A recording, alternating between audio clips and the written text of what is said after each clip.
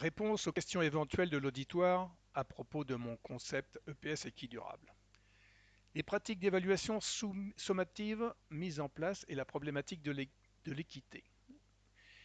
Les pratiques sommatives proposées sont des épreuves physiques permettant l'extraction de la compétence motrice mise en œuvre. L'équité, égalité sans condition, est réalisée par le fait de la mesure rendue possible du degré de compétence mise en œuvre en pourcentage de degré de compétence attendu selon le niveau où l'évaluation se situe. Niveau 3 CEP, niveau 4 bac, niveau 5 option bac, brevet, etc. Le niveau doit être accessible à tous les élèves après 20 heures de pratique effective. C'est une égalité de chance de réussite sans condition. La notion de référent, bien sûr, est primordiale dans ce concept. La notion de référent est l'ancrage du dispositif équidurable dans le système actuel de notation, comme expliqué ci-après. J'applique les barèmes actuellement utilisés pour la performance, garçons et filles, à mon référent que j'ai choisi intentionnellement comme le plus avantagé morphologiquement pour l'épreuve considérée. J'établis ensuite scientifiquement une péréquation rétablissant l'équité par rapport au référent pour la performance de l'élève lambda qui diffère en taille et en poids. Le principe de la péréquation: si l'élève est plus petit, je calcule le nombre de foulées optimales qu'il a réalisées pendant son temps de course et je lui rends la différence de distance qui aurait été celle du référent avec la même foulée optimale, définie en angle d'envol et angle de positionnement segmentaire lors des phases d'appui.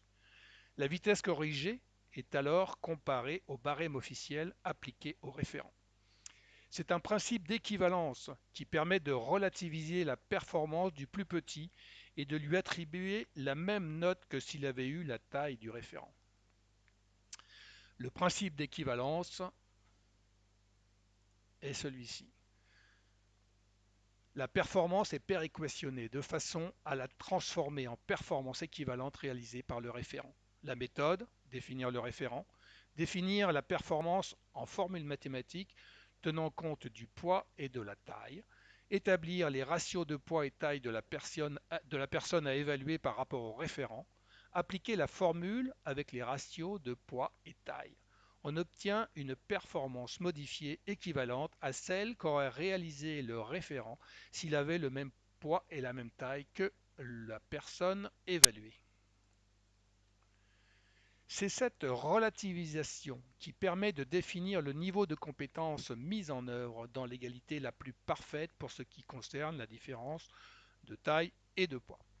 La vitesse de course est redéfinie comme fréquence fois foulée optimale qui devient la définition de la compétence course demi-fond, à savoir réaliser la meilleure fréquence multipliée par la foulée optimale sur une distance donnée. Ici le 1500 mètres, mais on peut adapter à n'importe quelle distance ce tableur. Le tableur Cross 1500 mètres équitable vous permettra de noter et d'évaluer instantanément toute personne se présentant pour l'épreuve.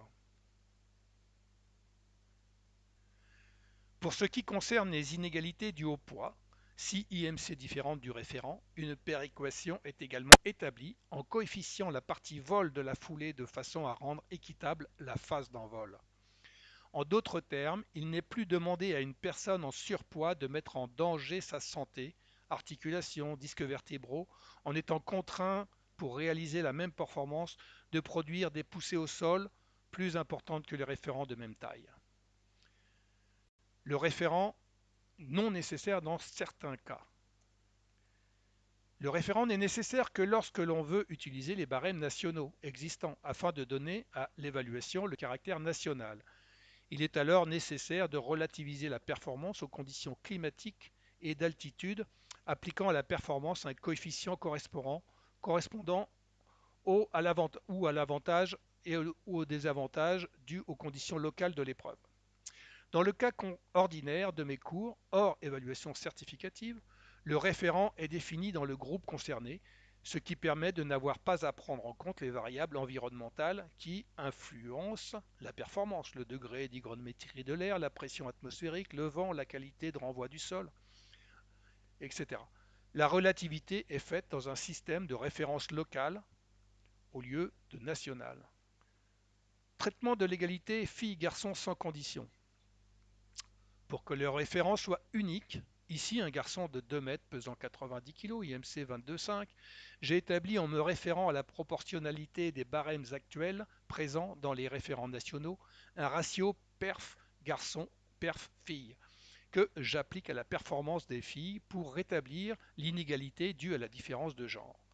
Dans l'exemple du 3 x 500 et maintenant 1500 mètres, le ratio moyen non linéaire est complètement incohérent, voir le diagramme ci-dessous, en prenant les perfs à réaliser pour les filles et les garçons pour chaque note définie dans le barème officiel, est le suivant.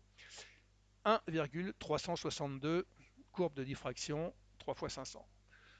Ou selon le barème national, une fille égale 73,5% d'un garçon. Ici, on peut voir le barème dont je vous parle. Les données sont issues de ce barème.